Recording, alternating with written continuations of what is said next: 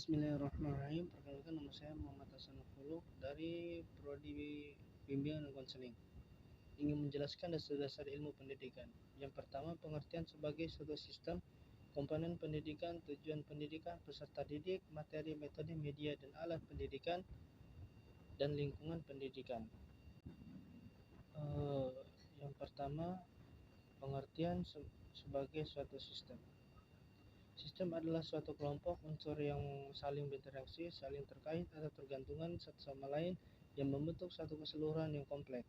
Pendidikan adalah satu-satunya karya keseluruhan karya insani yang terbentuk dari bagian-bagian yang mempunyai hubungan fungsional dalam membantu terjadinya proses transformasi atau perubahan tingkah laku seseorang sehingga menjadi kualitas hidup yang diharapkan.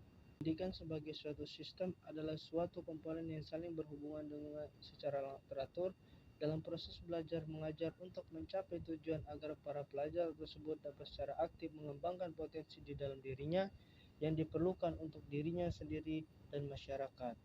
Pendidikan. 1. Tujuan pendidikan. Tujuan pendidikan merupakan suatu hal yang ingin dicapai oleh lembaga pendidikan. Mulai suatu kegiatan pendidikan, tujuan pendidikan ini didasari oleh sifat ilmu pendidikan yang normatif dan praktis. Yang kedua, pendidikan. Pendidikan adalah pendidik.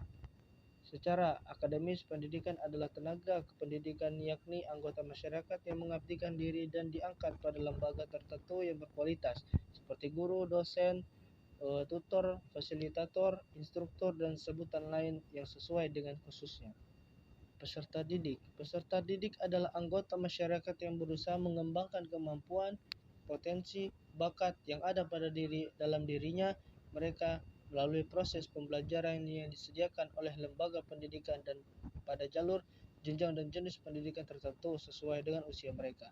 4. Materi atau isi pendidikan. Untuk mencapai tujuan pendidikan perlu disampaikan kepada peserta didik isi materi yang biasanya disebut kurikulum dalam pendidikan formal. Kurikulum adalah perangkat mata pelajar dan program pendidikan yang diberikan oleh suatu lembaga penyelenggara pendidikan yang berisi rancangan pelajaran yang akan diberikan kepada peserta didik dalam satu periode jenjang pendidikan. 5. Metode, media, dan alat pendidikan.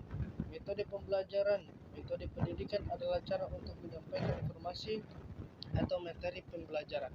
Metode yang sering digunakan adalah metode ceramah, metode diskusi, metode eksperimen yang dipadukan dengan model-model pembelajaran yang sesuai dengan materi yang disampaikan. Tiap-tiap kelas kemungkinan menggunakan metode pembelajaran yang berbeda dengan kelas lain. Media dan alat fasilitas pendidikan.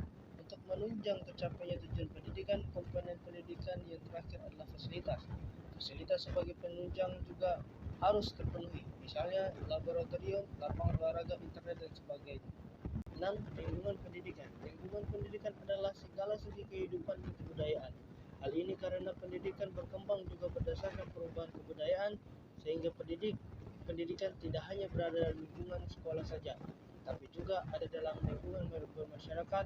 Dapat disimpulkan lingkungan pendidikan merupakan semua hal yang ada dalam sekeliling peserta pendidikan yang berkaitan langsung maupun tidak langsung terhadap aktivitas peserta.